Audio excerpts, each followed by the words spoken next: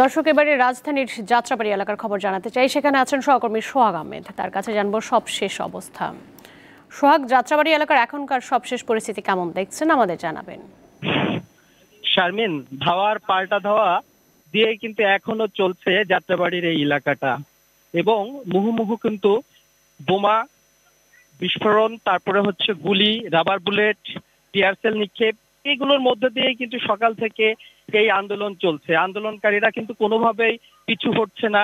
পুলিশও কিন্তু তাদেরকে ছত্রছাড়ার জন্য চেষ্টা করছে, অনেকবারই তাদেরকে কিন্তু ধাওয়া পাল্টা ধাওয়া দিয়েছে, কিন্তু কোনোভাবে তারা কিন্তু পিছু টান নিচ্ছে না। আমরা একটু আগে যে হামলাটা দেখলাম, সেখানে কিন্তু দেখতে পেলাম সব ছোট ছোট বাচ্চারা। এই যে আমার সামনে একটি বাচ্চা দেখলাম রক্তাক্ত অবস্থায়, তার মাথা ফেটে রক্ত বেরোচ্ছে। পুলিশ তাকে উদ্ধার করছে, পুলিশ তাকে উদ্ধার করে হাসপাতালের দিকে নিয়ে যাচ্ছে। কিন্তু অন্যান্য যে সাধারণ পাবলিক আছে, তারা কিন্তু তার উপরে কিন্তু চড়াও হওয়ার চেষ্টা করছে, কিন্তু পুলিশ কোনোভাবেই তার কাছে সাধারণ মানুষদের কিন্তু যেতে দিচ্ছে না। আরেকটি বিষয় হচ্ছে 30 মিনিট আগের ঘটনা, সেটি হচ্ছে মোহাম্মদ হানিফ ফ্লাইওভারে একটি বাচ্চা কিন্তু পড়ে থাকতে দেখা গিয়েছে। এখানে কিন্তু অনেকক্ষণ একটা বাচ্চার মৃতদেহ পড়েছিল।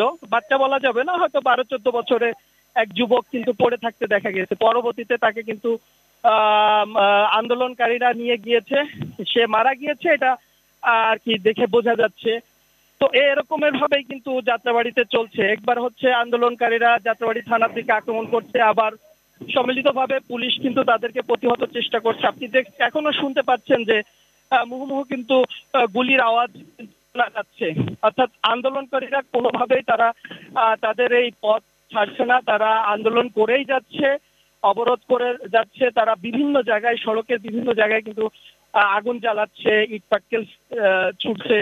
এভাবেই কিন্তু যাত্রাবাড়িতে একটি রণক্ষেত্র পরিণত হয়েছে। শারমিন।